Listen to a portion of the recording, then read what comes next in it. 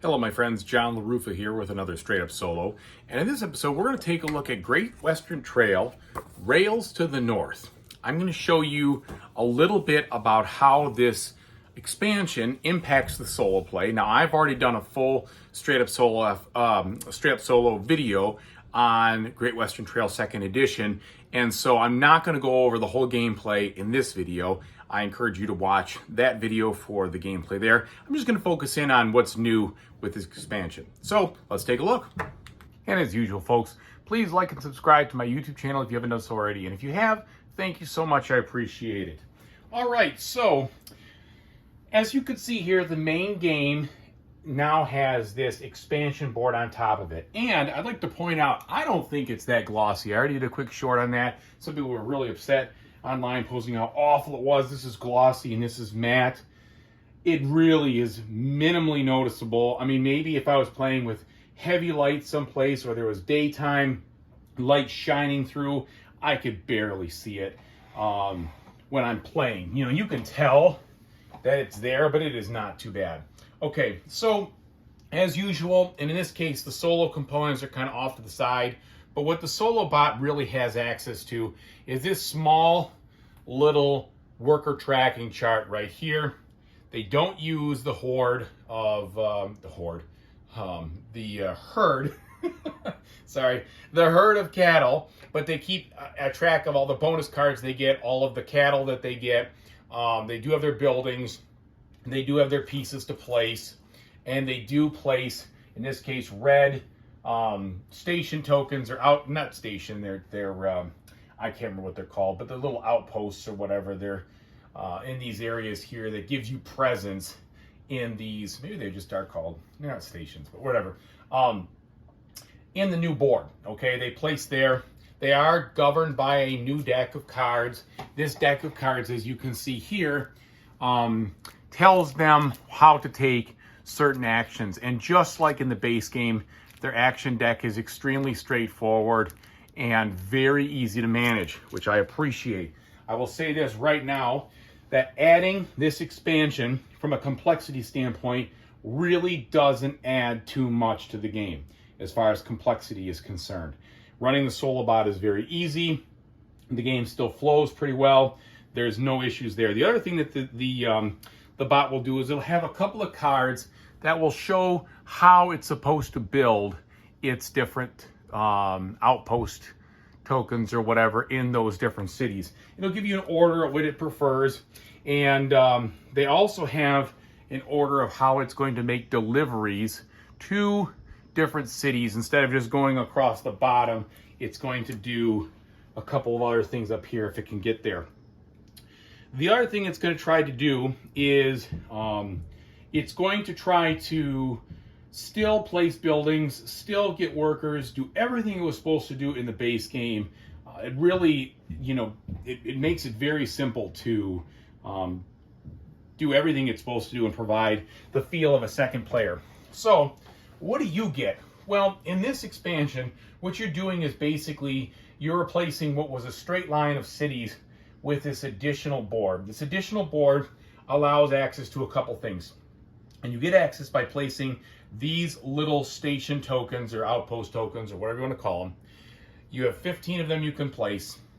And placing them, you can do it as an auxiliary action for a discard of a 2 cattle card and $1. Or you can do it with this building that I built right here. And this is the B side, but it lets you build one of those little outposts someplace in here. And how do you do it? Well, you have to have presence there first, or your train has to have moved. I'm sorry, not your train. Your deliveries have to have been in a city that connects. So for instance, the very beginning of the game, you have access to all of these right here. As you go on, you have access to further spots. Like I delivered to St. Louis, so that gave me the ability to build in this spot. I haven't delivered to Fulton, so I can't deliver up here. If I wanted to get up here, I'd have to put a delivery in Fulton. I have delivered to Chicago, so I can get to this branch line, but I didn't deliver yet to Bloomington, which means I can't get all the way up here. So there's some branching and different things. And once you get into these spots, you have to go along the rail. Like I can't get to this spot unless I've already delivered to this spot. I can't get to this spot unless I've already delivered here. And so you basically have to, progress in this area. Now, what do you get for progressing? Well, there's a couple of things. There's these small little spaces that when you cover up, they may give you something, they may give you nothing. It's just, this one gives you 2 points just to kind of get a connection in here. This one gives you nothing because there's nothing there at all. If you build here, you get access to Oregon City. Oregon City requires you to have your train out to the 16th spot. Otherwise, you have to start paying the usual costs. It also lets you get 3 points at the end of the game for every bell you have done or revealed over here on this tile. And this one has some abilities that lets you just deliver to an 8 city. This one lets you get $3 per bonus card. No, I'm sorry. Take a bonus card, get $3. And then over here, Buffalo gives you 10 points, and you have to pay a little bit of coin to get in there. These medium cities are random each game. Pointed to the wrong thing. That's not a medium city. These are, and usually what they do is, for instance, lets you move three train spaces, build a building that uses 2 engineers, or upgrade using just 2 engineers. Take $5 or get a 3 card from the cattle line, and over here hire, but do so with a 2 discount. So those aren't really mind blowing. They're all helpful. It provides, basically what it does is it provides a whole bunch of variability to the delivery aspect of this game that was already present variability wise to the building aspect and the deck building aspect. So you had a lot of choices how you want to do deck building, but I kind of found that was pretty obvious. You're going to get the best cards you can when you get there. The less obvious and more strategic was which buildings do you want to build. And then I thought in the base game, the cities that you deliver to was fairly obvious. You're usually better off to try to deliver the farthest down. So what this did is it added a lot more choices to the game as far as what you want to focus on, similar to what you got here. And I like that. That's the main thing. There was just a couple more bonus cards they add, which you'd expect. Only one more building. I told you what that was over here. And then also added another type of cattle you can get, which gives you 2 points for the cattle, but it's worth $4 when you actually use it for your delivery. So it's a little bit more money, but I'd say that's kind of minor. So that's kind of what happens. Again, the solo mode in this game is still great. It's still very, very easy to execute. The solo rules themselves were very short and did not really require you, that's the original one, require you to do a whole lot of, I got to rethink this, I got to rethink that. What the heck is it? It's just a single page. I showed it in my, here we go. That's all there is. This little bit and a little bit of setup. And then these are some clarifications as far as the new buildings and the immediate actions that can be played for the actual base game. So this, or not the base game, the expansion. So the only thing you had to do in this is really just follow this for the solo. So I think it adds that kind of additional content, additional choices. And so I'll just do a turn or two just to see the play, but it's the solo player's turn right now. So I'm going to flip this card up. It happens to be one of the cards from the expansion here. And it says, take a building, build a building I shouldn't say a building, build a little outpost. And it says build it in the next spot on the card, which in this case is 5. So I'm going to build it right there. 5 is over here on the line towards Buffalo. That's the active line, like I said. And then I move the worker 1 spot. He's going to stop on my spot right there. And then I take this bonus card, which he automatically scores at the end of the game for 5 points. Just like the main game. Really simple. His turn's done. That's it. And then it comes to my turn. On this turn, you remember, this game is like one giant rondel kind of game where you have lots of different choices of what you want to do. You're matching that with a deck building aspect and now a delivery aspect that's pretty well matured. So for instance, I could decide to go here. I could decide to move up to 3 spaces. I could go, instead of stopping here, I could pay a fee because of this little tax spot and keep going and skip that spot up to 3 spots. So I go 1, 2, 3, or I could go 1, 2, 3 and stop there, which doesn't make a ton of sense. Or I could just stop there.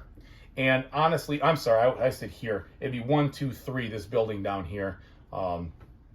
If there's anything that I wish, and it blends really well, but I still think it wouldn't have been a bad idea to make this little track a little more bold. You know, it's the softest color almost on here. And when you're looking at the thing real quick, it's easy until you get the hang of it. It's easy to just kind of skip over some stuff. Maybe if they had just made that a little bit darker or something like that, it would have been a little easier to track. But it's not a big deal. So let's say I go here. You know, I would basically discard a card that costs 2. So I could discard this one. I would get $2, and then I can go to the cattle market and spend that money. The way the cattle market works is it depends on the guys I have out here, how many cowboys I have to do my action. Well, in this case, the cattle market's a little sparse at this point, and I don't have a lot of cowboys either. I've just got the one. So pretty much the only thing I can really grab is this one right here. It'll cost me $6, and I put that in the discard. That'll help me get a little more, let's see, 1, 2, 3, 4, 5, 6. That'll help me get a little bit more variety because you got to have different variety of cattle when you're going there. And then that's my turn. Really simple. You don't, I actually have to discard to draw up. And in this case, I'm going to actually play a couple bonus cards first. Because bonus cards, you don't activate them till you play them. Once you play them, you're kind of on the hook for them. So that gives me 3 of these times 2. Oh no, it actually gives me an immediate times 3. Sorry, I misread that. Let's do this first. Let's play this one that gives me a double auxiliary action. So for my double auxiliary, well, because I have to do this before I do my discard or my stage C where I draw up. So because I'm low on money, I think I'm going to actually do this. I'm going to do this one where I back up the train once down here, get $1, and discard a card out of the game. So I'm going to get one of these crappy 1 cards that aren't really good. Those are the worst ones. That'll at least help a little bit. Then I'll do this one where I draw 3 and dump 3. And maybe that'll help me get to some better cards here. So draw 3, 1, 2, 3. And the ones I'm going to dump are going to be these number 1s and this number 2. Let's do that. That'll be of help. So it's really pretty simple. Then I draw up. My hand limit is actually 5 because there is a little bit of an upgrade of tableau kind of thing in this game where you're kind of making your abilities a little better. And that's it. Then it goes back to him. He flips a card back and forth, back and forth. Very streamlined to play. All right, so that gives you an aspect of just a smidge of gameplay. Like I said, please go back and watch my other video to get a much more thorough understanding of how this game works. And this tells you kind of what you're getting with this expansion. All right, let's go ahead and see what I think. All right, folks, that is Great Western Trail 2nd Edition, Rails to the North. That's what it adds to the solo. I kind of think this is a no-brainer expansion to pick up if you really like Great Western Trail and you already have this edition. If you've got it, it makes a ton of sense, I think, to get it from a standpoint of it fills out the game and adds more decisions in a non-complex way. It just seems to make this game more well-rounded, and I like that a lot. I feel like now all 3 aspects, if anything, the deck building is the most straightforward, but the other 2 aspects provide enough variety and things that you can try different strategies and really experience a lot of different things in this game. They add very few extra rules, which is nice. They add very few extra rules to the solo. The solo still plays as one of the easiest solos I've experienced, and it's very much a joy just to be able to play it and just whip through that and not have to worry about decision trees and not have to worry about if-thens and statements and this and which the most. And sometimes it's just nice not to have to prioritize like that from a solo game. And this one with this, that's why I like Great Western Trail so much, the 2nd edition, so much from a solo perspective. Now, I will say this. If you don't have Great Western Trail 2nd edition yet, and you don't have, obviously then you don't have the expansion, you might want to wait out and see if Great Western Trail Argentina provides enough twist on the game to make it a jump-in point. And I say that because I've heard some pretty positive reviews where they compared that to like looking at Brass Lancashire to Brass Birmingham. And obviously you can see right here, brass Birmingham's in my collection. I used to have brass Lancashire and played it over and over and over again when I did a lot more multiplayer games. And now I've since then sold it because I got Age of Industry, which you can see right here, because that kind of replaced that game for me. But the two games are very different, right? And they're really cool, and I love both of them.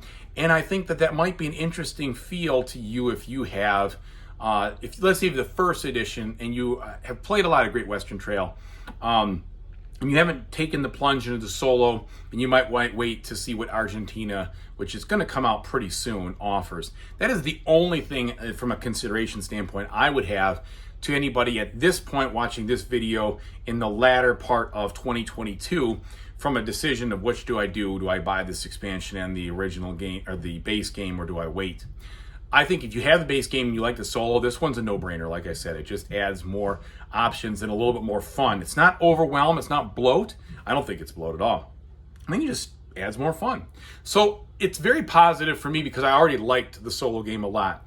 If you don't like the solo game, I'm not sure this is going to change your mind unless you thought it was just really boring after a while because you're only making decisions on the building sides that you wanted more meat and potatoes up on the delivery. Then in that case, of course, this is the right thing for you.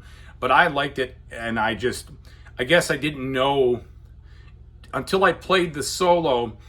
I didn't perceive the idea that there was so much more that could be done in the delivery phase because I was focusing mainly on the rondelle and the speed and the choices and things like that. But now having played this, it really makes this game fantastic. And even if I didn't play it solo, or let's put it this way, if I hadn't played the base game and I jumped in, I'd probably buy them both at once and play them both at once versus trying to play the base game first and then this, only because I think the two parts are sort of independent, and it's not like you would get so overwhelmed. You might play poorly by just deciding, I'm just going to choose whatever and experience it, but I don't think it's one of those things where, well, I got to play the base game a few times first before I can tackle the solo, or the expansion, pardon me.